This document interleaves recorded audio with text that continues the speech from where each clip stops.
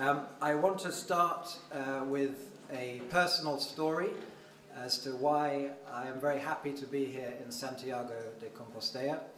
I came here on holiday 20 years ago, and I came with my girlfriend, and we went to the cathedral, and in the cathedral she touched the pillar of stone in the cathedral, which has some special significance. And that night she had a dream that she would have 2 children and that they would both be girls. And here I am, 20 years later, married to this lady with 2 daughters. So Santiago has a very special place for us, which is great, so I'm very happy to be here. So now I will talk to you about the less interesting subject of university technology transfer. So we have about 30 minutes, and I will tell you the story of what we do in ISIS and Oxford and how we do technology transfer. So ISIS Innovation Limited is a company 100% owned by the University of Oxford, and we have 3 business activities within the one company. The main, biggest activity is we are the technology transfer office for the University of Oxford. And this is what we were set up to do originally, and this is the main activity of intellectual property management, patenting, licensing, setting up spin-out companies. We manage some seed funds, proof of concept funds, business angel networks, etc. So that is the main thing that we do. But also we run an activity called Oxford University Consulting, which is where we help the academic scientists in the university to sell their time, as well as the main part of selling the intellectual property. And then thirdly, we have a group called ISIS Enterprise, where we sell our own expertise in how you do technology transfer. So it is worth setting us in the context of Oxford University. Oxford believes it is the oldest university in the English-speaking world. It is so old it does not know when it was set up, but it thinks it was in 1188. And today it is the largest research university in the United Kingdom. And last year the scientists spent £450 million on science, which is an extraordinary achievement. And Oxford is home to many beautiful buildings, like the one in the corner. This building is called Tom Tower, which is why I like it very much. Now, the picture underneath the beautiful building is the office of ISIS Innovation Limited. This is not one of the buildings that Oxford is most famous for, but we hope we can change that by putting ISIS on the map. So we were set up in 1987, 23 years ago, and the sentence there which reads, ISIS helps researchers who wish to commercialize the results of their research, is the absolute heart and the essence of what ISIS does. And we do this mainly with researchers from Oxford, but also researchers from further afield as well. And this is really important, that we help researchers, and we help the researchers who want help. This is really important in technology transfer, to understand, I think, that it is the researchers, the scientists, who are at the center of everything. It is the scientists who have the ideas that we build on, commercialize, patent, and make money from. So the most important thing to do is to look after the scientists, I think. And I will talk about how we go about doing that. So we have a staff of 65 people. 64 people are based in Oxford, and 1 person is based in Hong Kong. So 1 year ago we set up an office in Hong Kong because we believe very strongly in the power of the Chinese economy, and we want to learn how to transfer our technologies into the Chinese market, and we also want to help Chinese technologies come to Europe. So our structure is fairly simple. We have an administration, we then have a technology transfer group, Oxford University Consulting Group, and ISIS Enterprise. And you will see that with the theme of today's meeting, the head of the technology transfer group is a woman, and in fact 42% of our staff are women, should that be of interest to you. I think it is quite interesting that we have lots of women who enter science and want to come and work in technology transfer.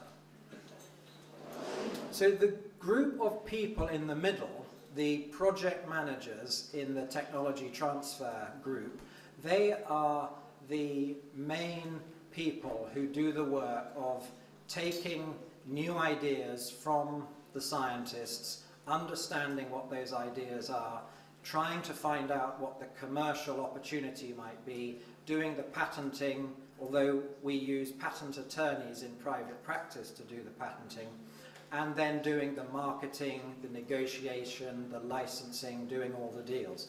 Those people have the key central job in ISIS technology transfer. And you may see that most of them have a PhD, a doctorate in science. And we believe this is very important because it means that when the professor or the scientist from the university comes to ISIS, that they are talking to a fellow scientist. There is immediate credibility and connection between the academic and the tech transfer person. And this is important because we find that the scientists can get frustrated if they need to explain the basics of their science to the tech transfer office. So they have a PhD, but also, and this is very important, they have worked outside the university in what some people call the real world, in business and industry and places like that. So also they have the credibility when they talk to the business people and the industry people.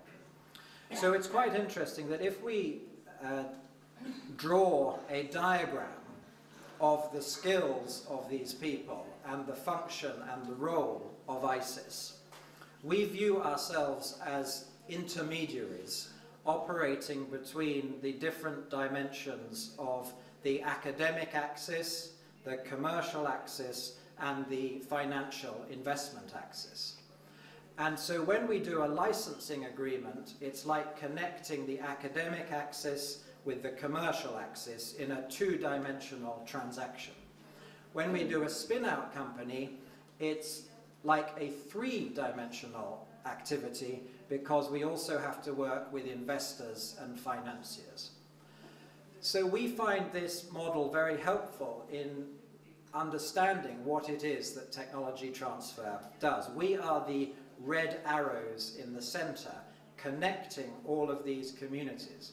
And it is a bit like translation.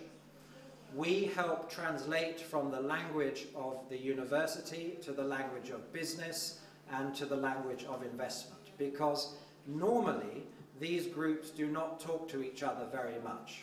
But the role of the tech transfer people is to introduce these people to each other in a way that they can talk to each other, understand each other, and get on. So we view this as a three-dimensional problem. But we realized also that it is a four-dimensional problem because this little model works in different ways in different parts of the world. So if you are doing a deal with an investor from Hong Kong or Saudi Arabia, it's a very different type of deal. And as we all may remember the famous quotation from George Bush, he said, "The world is getting more global." Now, George Bush was an interesting man who used interesting language, but I think we understand maybe what he was trying to say, that of course it is all going around a lot faster and it's all a lot more connected. So we need to do business all around the world. Now, the system we have in Oxford is based upon very strong policies of clear ownership of intellectual property. It is very important to have rules about who owns what.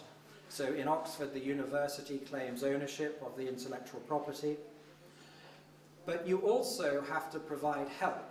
So the second part here is the university invests in ISIS, creates ISIS, to help the academics commercialize the intellectual property.